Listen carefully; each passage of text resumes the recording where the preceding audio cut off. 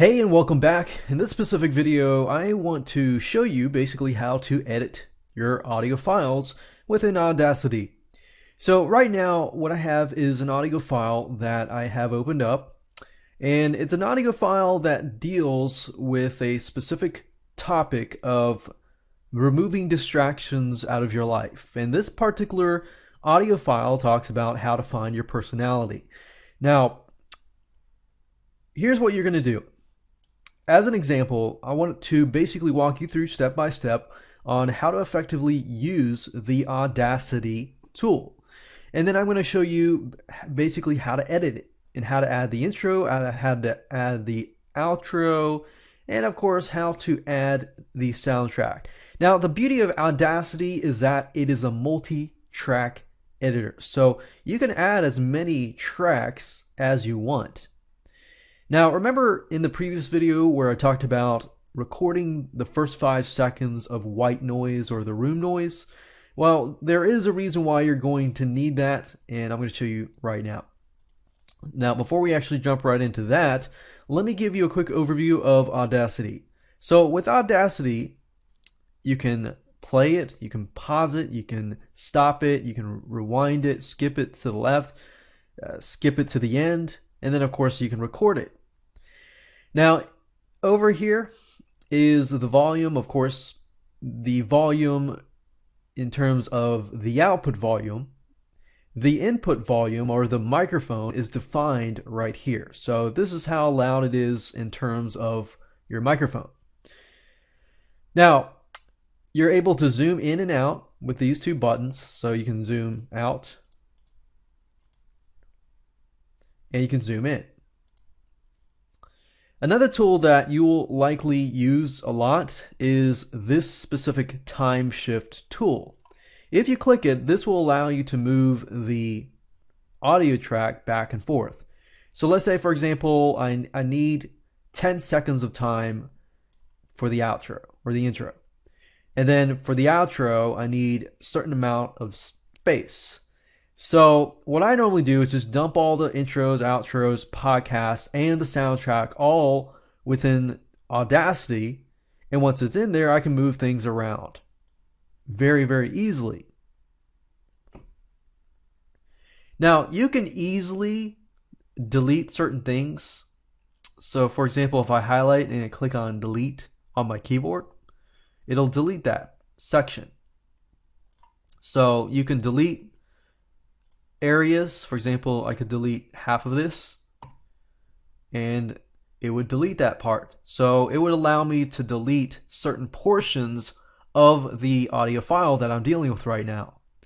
Now, you can also apply certain things to it. So for example, I could apply, like highlight all this with my mouse.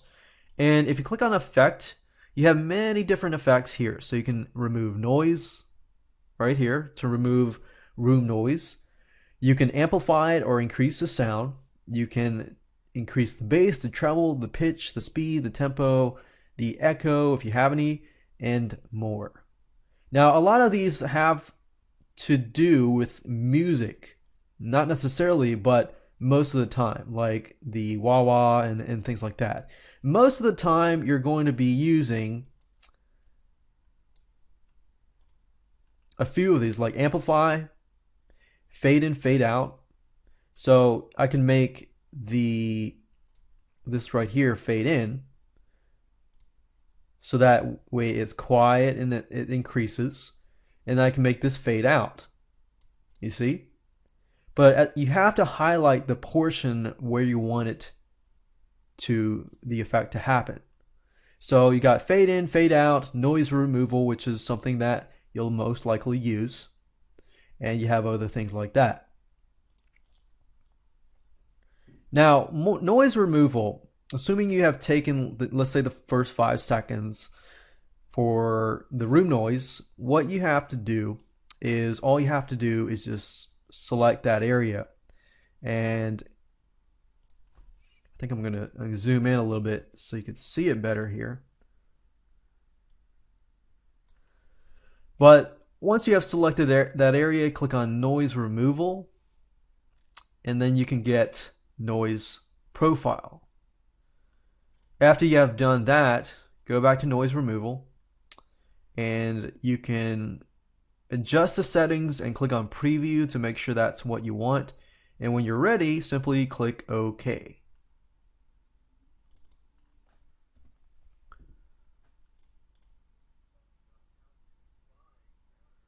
Alright, so you'll notice right here that the audio and the volume is too low. So what I can do here is just highlight everything. I just clicked on Control A or Select All, so you can go Edit, Select All. But once you have done that, I can go to Effect and Amplify, and I can actually increase the dB. So right now it's at this point, so I can increase it here. Now, before you apply anything, a lot of times you'll see preview, which will allow you to preview it before you actually make the changes.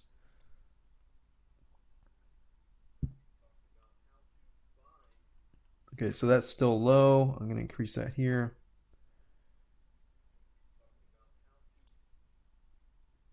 And click OK.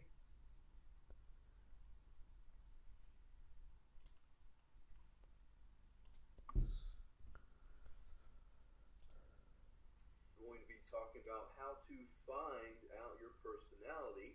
Okay, so that worked out just like I wanted it to.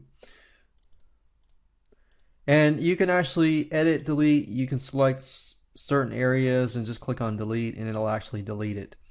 Now what I want to do is just show you how to edit and add the intro and outro and the soundtrack. So with Audacity, it's really easy. All you have to do is simply drag and drop the file into here. So this can be our soundtrack right here. So I can drag and drop it in. And as you can see, that would be our soundtrack. Now, or that could be an intro or soundtrack. So let's say, for example, I want to make this right here my intro. And then I can make this right here my soundtrack.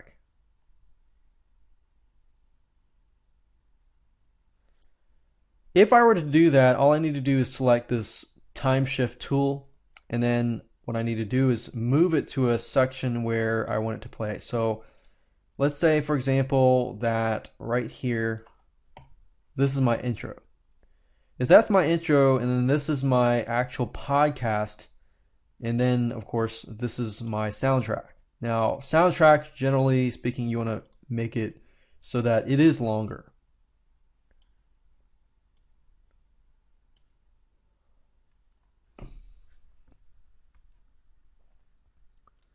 And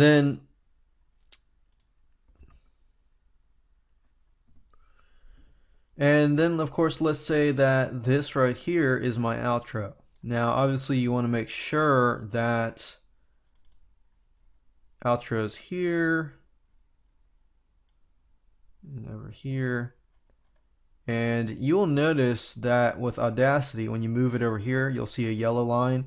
That yellow line means that it aligns up straight with this. That way you don't have to guess, does it actually line up or not? So we got our intro, our podcast, our soundtrack. Generally speaking, soundtracks should be the same length as the podcast itself. And then of course you have the outro here. Now you don't have to do the soundtrack throughout. I will say that you want to make sure you have your podcast is louder than your music. So your music should be a lot less. So let's say this is our podcast for a minute. The audio should be about 1/10 of the size. So you don't want it to be too large in itself. So that's really how to use Audacity. There are other options, as you can see here, but these are the main ones that you can use. And of course, you can always change your microphone being this, and your speaker. So you can always change your speaker. And for some of you, you might have several microphones. You might have the computer microphone and the actual condenser microphone. So if it's not picking up and you're testing it, just click on this drop down menu here, and you're going to be able to see the different options here. Generally speaking, you'll see 2 stereo and 1 mono. I generally stick with 2 stereo, and that's it. Now, after you have listened to it and you're happy with everything and you're good to go, what you need to do now is export the file as an MP3 file. To do that, all you need to do is listen to it. If you're good to go, click on File at the very top, click on Export, and then down in this Save as Type drop-down menu, click on MP3 Files and click on Save.